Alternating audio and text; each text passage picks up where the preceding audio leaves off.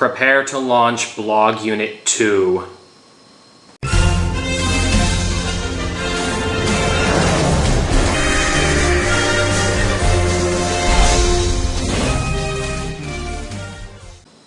Some people consider it a series which marked a turning point for mecha anime. Others look at it as a show about whiny children and the people who hate them. But no matter what side of the fence you're on, the fact of the matter is, Neon Genesis Evangelion is still alive and kicking over 15 years after airing on television. And it owes that to a fan base which continues to keep the series alive, as well as the Rebuild of Evangelion movies, which Gainax mastermind Hideaki Anno started in 2007. Rebuild of Evangelion serves as both a retelling and a reboot of the television series. The first film, You Are Not Alone, is pretty straightforward. It covers the first 6 episodes of the show and really doesn't add anything new aside from updated animation and a new musical score. Although the ending does throw a twist into the original storyline and sets the stage for the second film, You Cannot Advance, which diverges strongly with new characters and plot points.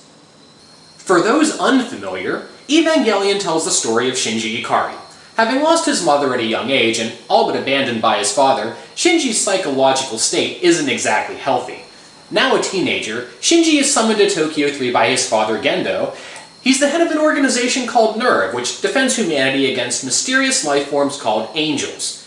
Shinji's task is to pilot NERV's greatest weapon, the Evangelion. Now, fans have constantly ragged Shinji for the amount of whining he does throughout the television series, and the movie is no exception. But really, his reaction is understandable and pretty easy to relate to. You've just been told that you have to fight some otherworldly monster in a robot that might just have a mind of its own. I think you'd be scared too. Evangelion actually laughs in the face of traditional super robot mantra that manliness and courage are enough to win in a fight.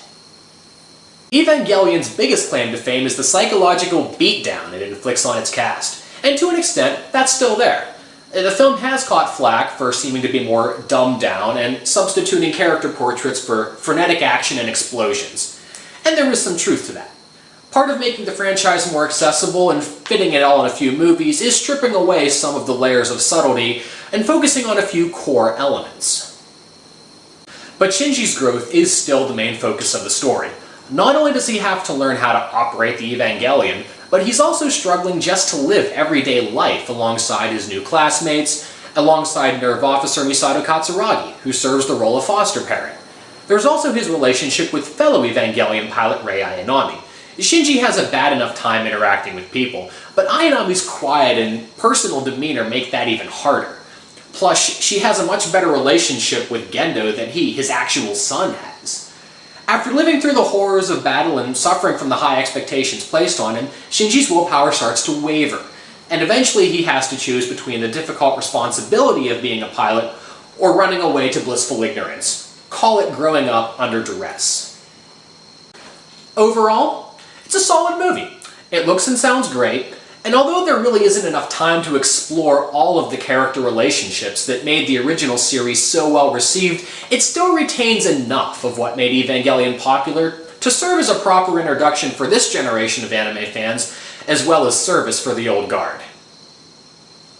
And that does it for this edition of the blog. For those of you in Pittsburgh, you have a chance to see You Are Not Alone on the big screen. The Hollywood Theater in Dormont is running a pair of showings on Sunday, September 25th. And don't forget to stop by Vermilion if you ever find the time. Saturday nights at 7 p.m. in Margaret Morrison Hall, room 103. That's on Carnegie Mellon's campus. I am Dan, and I am out.